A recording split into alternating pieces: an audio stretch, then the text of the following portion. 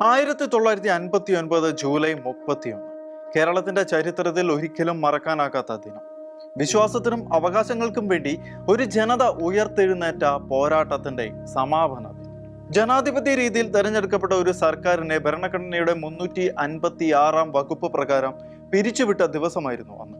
അത് ഒരു സർക്കാർ വീണ കഥ മാത്രമല്ല, ഒരു വിശ്വാസ സമൂഹം തങ്ങളുടെ ആത്മീയ സ്വാതന്ത്ര്യവും വിദ്യാഭ്യാസ അവകാശവും സംരക്ഷിക്കാൻ നടത്തിയ പോരാട്ടത്തിന്റെ ചരിത്രം, യഥാർത്ഥ വിമോചന സമരത്തിന്റെ കഥ കൂടി. 1957 കേരളത്തിൽ ചരിത്രം കുറിച്ച് ലോകത്തിൽ ആദ്യമായി ജനാധിപത്യ തിരഞ്ഞെടുപ്പിലൂടെ ഒരു കമ്മ്യൂണിസ്റ്റ് സർക്കാർ അധികാരത്തിലെത്തി.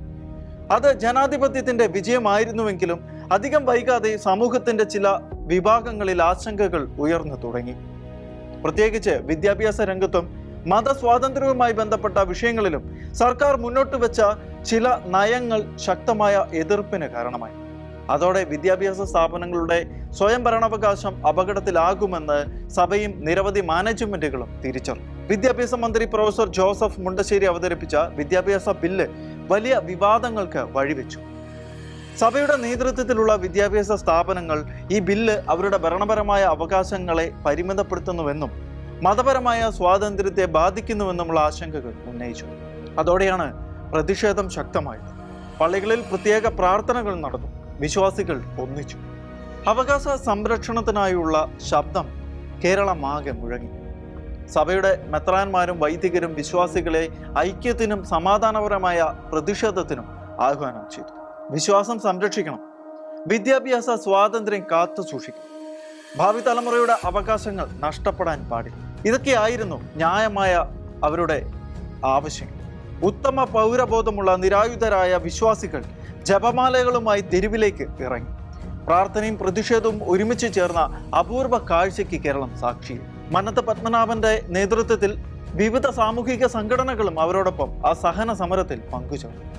സഭയും മറ്റ് സംഘടനകളും ഒരുമിച്ച് 96 ദിവസം. കേരളത്തിന്റെ ചരിത്രത്തിൽ മുൻപൊരിക്കലും കാണാത്ത ജനകീയ പ്രക്ഷോഭം. സമരം ശക്തമായി തന്നെ മുന്നോട്ട് പോയി. അപ്പോൾ പല സ്ഥലങ്ങളിലും സംഘർഷങ്ങളുണ്ടായി. അങ്കമാലി, വെട്ടുകാട്, ചെറുതോണി തുടങ്ങിയ സ്ഥലങ്ങളിൽ പോലീസിന്റെ വെടിവയ്പിൽ ആളുകൾ കൊല്ലപ്പെട്ടു.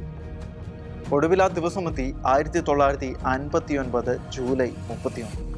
അന്ന് ചരിത്രം വഴിമാറുകയായിരുന്നു.